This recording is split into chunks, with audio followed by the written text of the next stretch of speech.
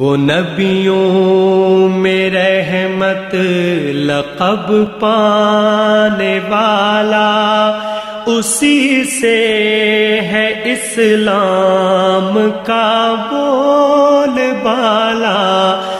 नाज़रीन, अवामी न्यूज़ में ख़बरनि जो सिलसिलो जारी है। इन वक्त असीं तव्हांखे ख़ैबर में ख़बर ॾींदा हलूं तो ख़ैबर में हज़रत मोहम्मद मुस्तफ़ा सल्लल्लाहु अलैहि वसल्लम जी शान में गुस्ताखी वारा खाका शाया करण ऐं गुस्ताखनि जी सरपरस्ती करण ते सॼी दुनिया में मुसलमाननि फ्रांस जे ख़िलाफ़ कावड़ में वतल आहे। ख़ैबर जे फारूकी आज़म मस्जिद खां हिकु वॾी रैली कढी वई, जंहिंजी अॻुवाणी जमीयत उलमा इस्लाम जे मौलवी अब्दुल हक ख़ैबर, रजब अली नोहपोटा सारंग ऐं ख़ैबर जे सियासी समाजी शहरनि मुज़ाहिरे में भरपूर शिरकत कई। इन्हनि वधीक चयो त फ्रांस जे सदर ते असीं लानत था विझूं जेको खाकनि जी सरपरस्ती करे रहे। फ्रांस जे सदर समूरी मुस्लिम उम्मत जा जज़्बा मजरूर कया आहिनि। पाकिस्तान खे फ्रांस जे ख़िलाफ़ गॾियल क़ौमनि सां राब्तो करण वारो OIC जो फारम इस्तेमालु करणु घुर्जे ऐं मुसलमान फ्रांस जे शयुनि जो बाइकाट कनि था ऐं फ्रांस जी ठहियल शइ इस्तेमालु न कनि। पेशावर बम धमाके जी असीं सख्त लफ़्ज़नि में मज़म्मत करियूं था। मज़ीद खबरों और तफसीलात के लिए विजिट करें हमारी वेबसाइट www.awamiNewsHD.com।